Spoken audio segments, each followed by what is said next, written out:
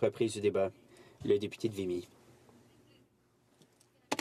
Je m'adresse à vous aujourd'hui pour vous parler de la motion M105 présentée par mon estimé collègue de Humber River Back Creek en vue de réaffirmer et de consolider notre combat contre la sclérose latérale amyotrophique.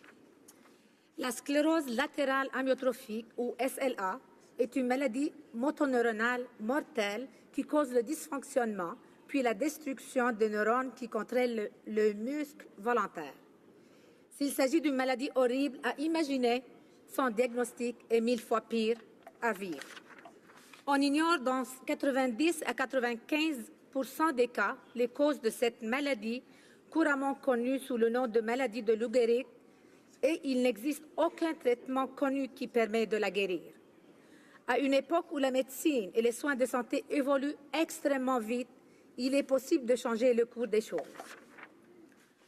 Nous possédons des capacités financières, scientifiques et technologiques nécessaires pour financer et mettre en œuvre des activités de recherche qui mèneront à des découvertes révolutionnaires. Au cours des 40 dernières années, nous avons vu l'éradication de 2 maladies infectieuses dans le monde et nous entrevoyons maintenant la possibilité d'en éradiquer 4 autres. En effet, la variole, maladie connue de tous, est maintenant disparue de la surface de la Terre. Il s'agit de l'un des plus grands exploits d'innovation médicale et de la coordination mondiale jamais réalisés. En outre, l'Organisation des Nations Unies pour l'alimentation et l'agriculture a annoncé le 14 octobre 2010 que la peste bovine, l'autre maladie d'origine virale qui infectait les bovins et les autres ruminants, a été complètement éradiquée grâce aux initiatives humaines. Les 4 autres maladies en voie d'être éradiquées sont la polio, le ver de Guinée, le pian et le paludisme. On pourrait les voir disparaître au courant de notre vivant ou du vivant de nos enfants. Cette mission mondiale de grande envergure n'est pas une mince affaire. Elle exige du temps, de l'argent et de la délicatesse. Mais par-dessus tout, elle est nécessaire. Nous disposons des outils pour mettre fin à ces maladies invalidantes qui causent la mort de tant de personnes. J'ai été très heureuse d'apprendre que le Canada se joignait au projet MINE, un effort multinational d'études des profils ADN sur 22 500 personnes qui vise à repérer des tendances génétiques propres aux personnes atteintes de la SLA. C'est un pas dans la bonne direction, mais il faut faire beaucoup plus. Seulement 62,25 profils ADN ont été recueillis au Canada, ce qui représente 7 % de notre objectif.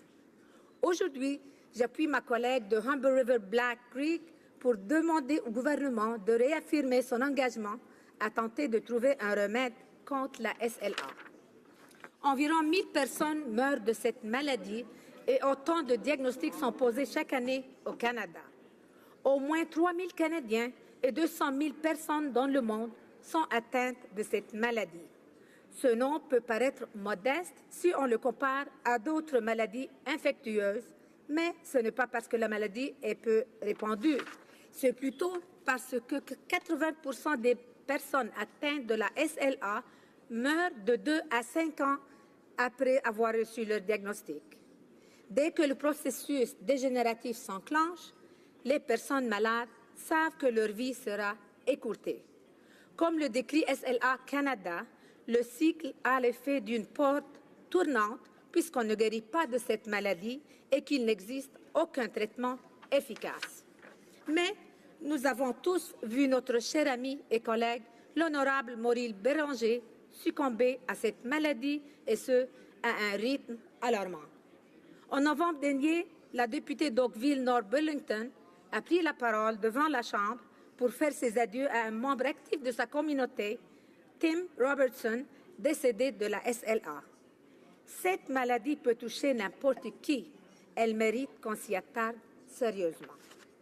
Comme c'est le cas pour plusieurs enjeux qui sont portés à l'attention de la Chambre, le coût est toujours à l'ordre du jour. Combien cela coûte-t-il aux contribuables et aux personnes atteintes de la SLA? Bien que je ne puisse pas répondre à la première question, je peux présenter des faits sur la seconde. Le coût pour des personnes et les familles atteintes de la SLA s'établit entre 150 000 $ et 250 000 $.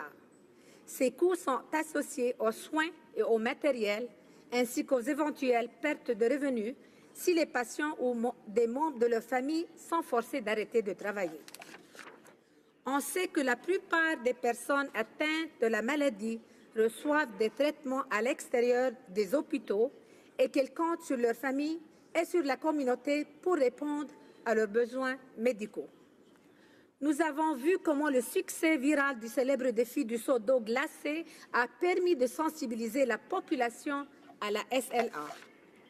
Au Canada, près de 20 millions de dollars ont été investis ces 2 dernières années dans la recherche sur cette maladie grâce aux fonds amassés dans le cadre de ce défi. Des fonds de contrepartie ont été versés par la Fondation Brain Canada avec le soutien de Santé Canada.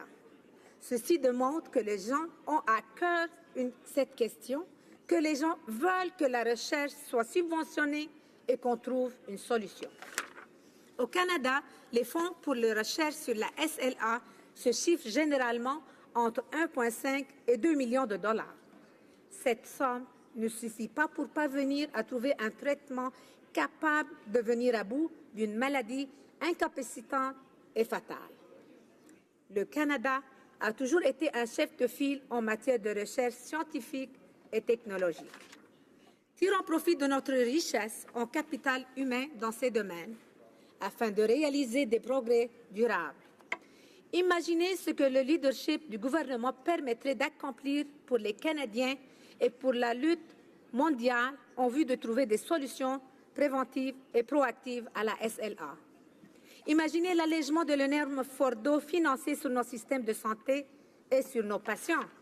Et surtout, imaginez le soulagement de beaucoup de toutes ces familles qui ne peuvent que regarder impuissantes leurs proches s'éteindre à petit feu. Il ne s'agit pas d'un objectif inatteignable et celui-ci pourrait être réalisé plus rapidement qu'on le pense. Prenons un engagement à l'égard d'un avenir où nos enfants ou nos petits-enfants entendront un beau jour la nouvelle qu'une percée médicale permet maintenant de guérir la SLA. Je vais conclure en citant Dr. Charles Greger, professeur à l'Université Simon Fraser, président du comité consultatif scientifique et médical de la Société canadienne de la SLA et membre du conseil d'administration de la Société canadienne. Having been focused on ALS, En m'étant concentré sur la recherche sur la SLA depuis 30 ans, j'ai vu l'évolution de notre compréhension et de notre capacité de traiter cette maladie depuis le début de l'ère génétique.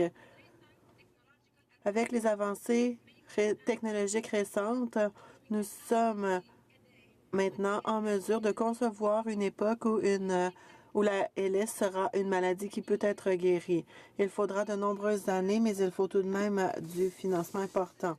Je suis certain qu'un investissement du gouvernement fédéral à cette époque essentielle aura des incidences qui permettront d'accélérer notre capacité à atteindre cet objectif remarquable. Dans notre résolution, nous pouvons faire de la SLA une maladie du passé.